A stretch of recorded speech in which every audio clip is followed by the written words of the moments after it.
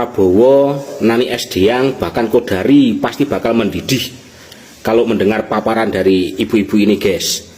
Itu pun kalau kuping mereka gak mampet. Nih, lihat videonya nih.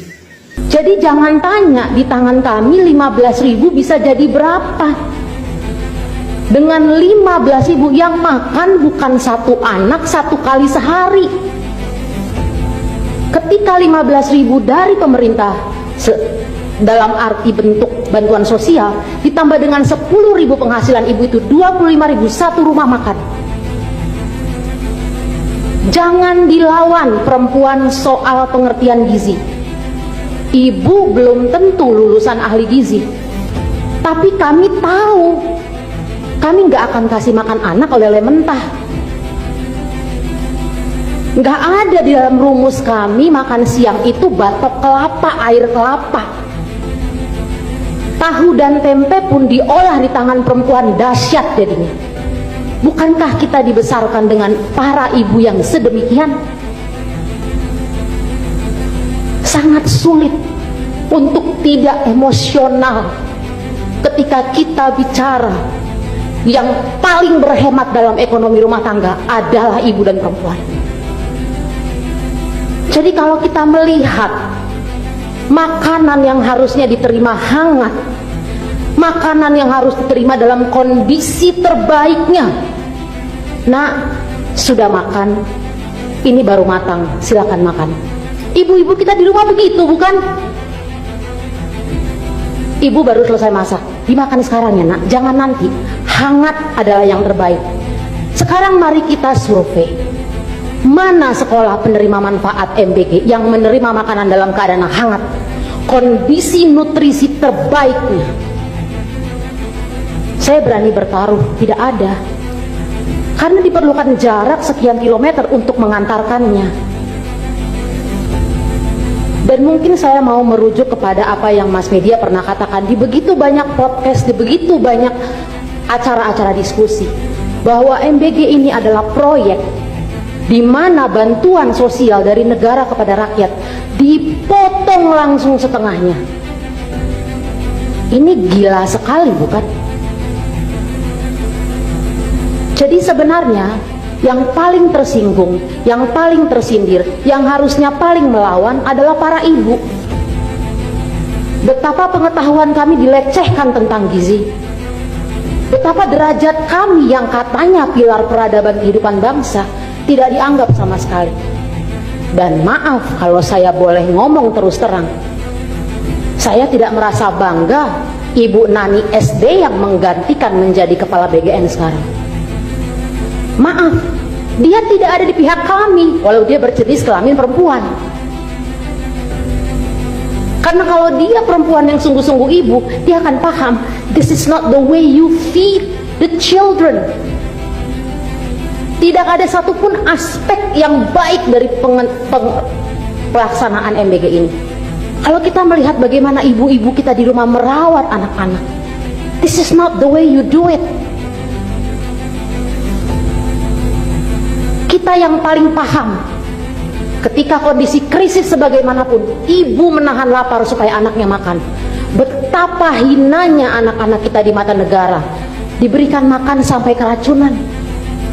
Dan apa tindakan negara? Adakah kompensasi? Adakah permintaan maaf? Adakah ganti rugi secara sosial? Bapak ibu yang tidak punya BPJS ke rumah sakit merawat anaknya berhari-hari tanpa kompensasi, dan kita berkata kita sedang membela orang miskin. How dare you? Bagaimana mungkin? Mereka bahkan tidak bisa punya iuran BPJS. Anaknya keracunan, diracuni oleh negara, dan tidak ada kompensasi apapun. Yang kelimpungan Pemda, bukan pemerintah pusat. Jadi sebenarnya kita harus bertanya, Bapak Ibu Dewan yang terhormat, bagaimana sih cara kita menjalankan negara ini? Dan yang lebih membuat sakit hati lagi, program ini yang kami juduli sebagai proyek, ini meletakkan perempuan justru di kondisi paling vulnerable, paling rentan terhadap kemiskinan. Karena kemudian kita tahu dampak dominonya, efek dominonya. PHK berkepanjangan, berkelanjutan beberapa bulan terakhir ini. Karena pemerintah tidak bisa memiliki intervensi dalam arti budget, dana anggaran untuk mengintervensi industri-industri manufaktur yang perlu disupport. Buruh-buruh perempuan dipecat, lalu anaknya dapat MBG. Itu bukan substansi yang tepat. Kita bicara kehilangan pekerjaan, lalu diganti dengan MBG. Gak masuk akal.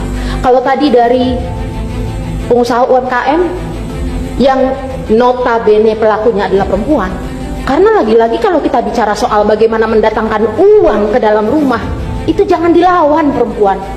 Saya yakin saya dapat amin dari Bapak Ibu Dewan sekalian. Soal gizi, pemeliharaan anak, mengurus keluarga, mendatangkan uang dari luar ke dalam rumah, menambah penghasilan, itu perempuan paling superpower. Jadi kalau program ini tujuannya untuk stunting, saya mau berbicara atas arwah almarhum ibu di Papua yang bahkan tidak bisa sampai ke puskesmas karena jalannya begitu buruk. Itu yang harus diperbaiki untuk stunting. Itu yang harus peran pemerintah tuh di situ. Hamil nggak bisa cek ke puskesmas, nggak ada jalur angkot, jalannya sangat buruk. Sampai di puskesmas, alat buat periksa kesehatannya nggak ada. Di situ kami ingin didengar sebagai perempuan. Kalau memang peduli dengan anak-anak kami, ayo dong. Waktu itu anak belum lahir, itu bicara stunting 1000 hari pertama kehidupan. Tuh, kalau orang punya hati mendengar pemaparan dari ibu-ibu ini pasti akan langsung tersentuh, guys. Coba bayangkan, anaknya dikasih MBG tapi orang tuanya di PHK. Bahkan anaknya yang dikasih MBG itu pun tidak kenyang karena cuma 1 kali dalam sehari, tapi satu keluarga harus menanggung derita akibat PHK, kehilangan penghasilan, dan harus menikmati kenaikan harga barang yang melonjak. Belum lagi kalau anaknya ada yang keracunan akibat program ini. Udah anaknya diracuni, orang tuanya di PHK, disuruh menikmati kelonjakan harga barang. Bayangkan tuh, apa itu yang disebut dengan mensejahterakan? Koplak.